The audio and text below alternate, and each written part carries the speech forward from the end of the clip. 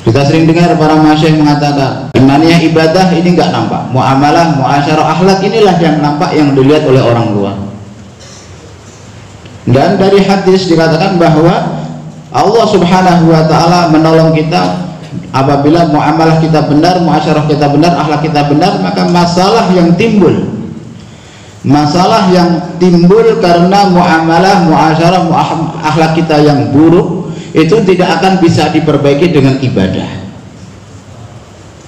Permasalahan-permasalahan, musibah-musibah yang datang karena rusaknya muamalah kita, rusaknya muasyarah kita, rusaknya akhlak kita, itu tidak akan bisa diperbaiki dengan ibadah. Itu hanya bisa diperbaiki dengan memperbaiki muamalah, muasyarah dan akhlak. Dan dari kisah dalam hadis disebutkan 3 orang dari Bani Israel, mereka berjalan. Dalam satu perjalanan hujan turun, maka mereka masuk ke dalam sebuah goa untuk berteduh. Ketika mereka sedang di dalam goa, maka ada satu batu yang longsor yang menutupi pintu goa, sehingga mereka nggak bisa keluar. Di dalam Riyadhus Shalihin ada. Kemudian hadirin yang dirahmati Allah SWT, mereka mengatakan bahwa kita tidak akan bisa keluar dari tempat ini kecuali dengan amal kita, dengan berwasilah dengan amal. Maka ketiga-tiganya berwasilah dengan amal mereka, yang setelah kita telaah, maka itu adalah muamalah, itu adalah muasyarah, akhlak dan muamalah. Maka yang pertama, dia bertawasul kepada Allah SWT, bermunajat, ya Allah, sesungguhnya saya punya 2 orang tua, ayah ibu saya sudah tua, aku sangat berbakti kepada keduanya. Setiap hari aku pergi menggembala, sore hari aku bawa susu, aku berikan kepada beliau, baru kemudian aku berikan kepada istri dan anak-anakku.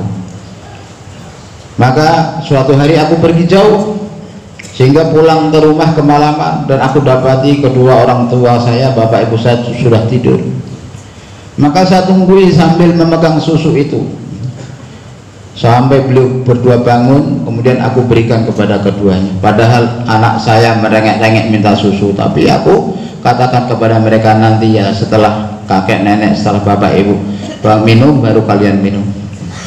Selalu seperti itu. Malam itu aku lakukan seperti itu. Ya Allah, kalau aku lakukan semua ini khidmat saya kepada orang tua saya, ini semata-mata karena keridhaanmu ya Allah, dan engkau telah terima amalanku ini, maka berikan kepada kami jalan keluar dari tempat ini ya. Maka batu itu bergeser sedikit, tapi belum bisa untuk keluar. Ini adalah muasyarahan, berbakti kepada kedua orang tua, muasyarah yang bagus, husnul muasyarah, dan berbuat baik kepada orang tua. Ini perintah Allah Subhanahu wa ta'ala. Yang pertama dalam bermuasyarah itu ada tingkatan-tingkatan. Muasyarah yang pertama memang muasyarah kita dengan Allah, muamalah kita dengan Allah. Faqadha rabbuka alla ta'budu illa iyyah wa bil walidaini ihsana. Yang pertama, hendaknya kalian menyembah Allah Subhanahu wa ta'ala. Setelah hukuk kita tunaikan, maka hak yang paling besar atas seorang anak adalah orang tua. Atas anak laki-laki loh, atas anak laki-laki. Maka ini kita perintah dalam bermuasyarah ini, urutan paling tinggi adalah orang tua. Jadi yang pertama yang harus kita perhatikan, muasyarah kepada orang tua, berbakti kepada orang tua. Orang tua pun ada tingkatannya. Sahabat bertanya, ya Rasulullah, siapakah yang paling berhak dengan muasyarahku yang terbaik? Siapa yang paling berhak untuk aku berbakti kepadanya? Maka Rasulullah bersabda, ummuka. Siapa lagi? Ummuka. Siapa lagi? Ummuka. Siapa lagi? Baru abu. Ibumu, ibu baru ayah. Berbakti kepada ibu. Jadi yang pertama adalah muasyarah, berbakti kepada orang tua. Kemudian yang kedua, dia bermunajat, ya Allah, saya punya sepupu perempuan sangat cantik, saya mencintai dia, saya menginginkan dia nggak mau, selalu nggak mau.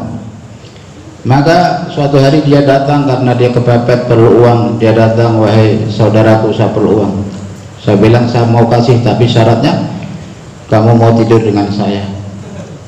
Maka akhirnya kemudian malam dia karena terpepet, dia pun mau. Ketika saya sudah menguasai dia, dia berkata, wahai fulan, takutlah kamu kepada Allah, ambillah sesuatu dengan haknya. Artinya kalau mau mengambil saya, nikahi saya, bukan dengan cara berzina seperti ini. Maka ketika itu saya langsung takut kepadamu ya Allah, saking takutnya aku kepadamu ya Allah, maka aku tinggalkan dia dan uang yang sudah aku berikan aku ikhlaskan, dah kamu ambil dan kamu pulang. Rasa khauf, takut kepada murka Allah, azab Allah SWT. Ini akhlak khauf, roja, zuhud, qanaah, kemudian hilm, sabar, memaafkan, tidak dendam. Ini adalah akhlak. Di antaranya khauf, rasa takut kepada Allah, ini adalah akhlak, sifat batin. Maka karena aku takut kepadamu ya Allah, aku lepaskan dia dan uang yang sudah aku berikan pun aku ikhlaskan. Ya Allah, kalau itu aku lakukan karena kalau aku takut kepadamu ketika itu semata-mata karena engkau ya Allah, maka berikan kepada kami jalan keluar dari tempat ini. Maka batu bergeser sedikit, tapi belum bisa cukup untuk keluar.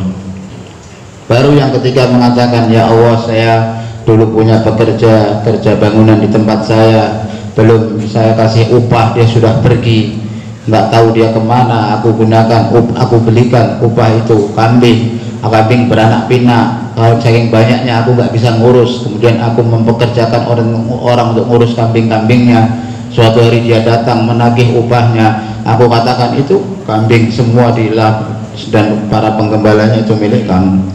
Jangan bercanda Tuhan. Aku nggak bercanda. Hanya dia pun pergi ke sana dan ambil seluruh kambingnya, nggak menyisakan satu pun untuk aku. Aku lakukan semua itu karena engkau ya Allah. Maka ya Allah, kalau muamalah saya itu betul semata-mata karena engkau ya Allah, engkau terima, maka berikan kami jalan keluar dari tempat ini.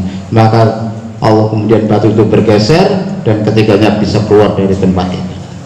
Bahkan Haji Maulana Sa'ad Hafidhullah sering beliau mengutip hadis ini dan mengatakan, inilah muamalah, muasyarah akhlak. Muasyarah akhlak dan muamalah yang benar akan menjadi sebab terbukanya pintu-pintu untuk umat Islam dari kesulitan. Kesulitan apapun yang menimpa kita, apabila kita muamalahnya betul, muasyarahnya betul, akhlak betul, maka Allah akan bukakan, Allah akan hilangkan kesulitan-kesulitan itu dari kita.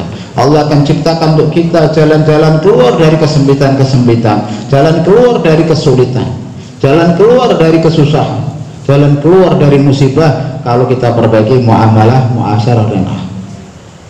Di dalam kisah ini mereka nggak ada yang berwasilah dengan sholatnya, nggak ada yang berwasilah dengan puasanya, nggak ada yang berwasilah dengan hajinya. Ketika orang itu berwasilah dengan muasyarah, yang satu lagi dengan akhlak, yang satu lagi dengan muamalah. Maka sebetulnya apabila hari ini umat Islam bagus muamalahnya, muasyarahnya, akhlaknya, maka semua pintu-pintu kesulitan, kesempitan akan dibuka oleh Allah Subhanahu wa Ta'ala. Allah akan bukakan pintu keluar dari kesulitan-kesulitan ini. Maka hal yang dirahmati Allah Subhanahu wa Ta'ala, maka kita muhasabah diri kita. Kalau kita sudah dakwah sekian lama, tapi kenapa masih banyak masalah-masalah yang menimpa kita?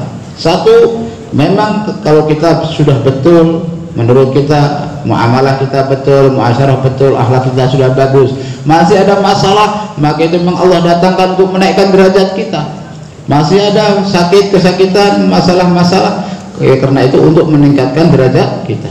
Allah Subhanahu wa Ta'ala ketika ingin meningkatkan derajat seorang hamba, kemudian kalau Allah lihat-lihat ini hamba nggak mungkin mencapai derajat itu dengan ibadahnya, maka Allah Subhanahu wa Ta'ala datangkan masalah dalam kehidupannya, Allah Subhanahu wa Ta'ala datangkan penyakit dalam dirinya, dan kemudian dia bersabar, maka dengan sebab itu dia naik ke derajat yang Allah inginkan tersebut. Ya, setiap kita untuk diri kita, jangan kita menilai orang lain. Wah, kamu selalu banyak masalah, ini nggak beres di muamalah kamu. Nggak boleh kita mengklaim orang lain, menuduh orang lain, nggak boleh mengkritik orang lain. Setiap kita kalau dalam hal ini adalah menghisab diri kita, muhasabah diri kita.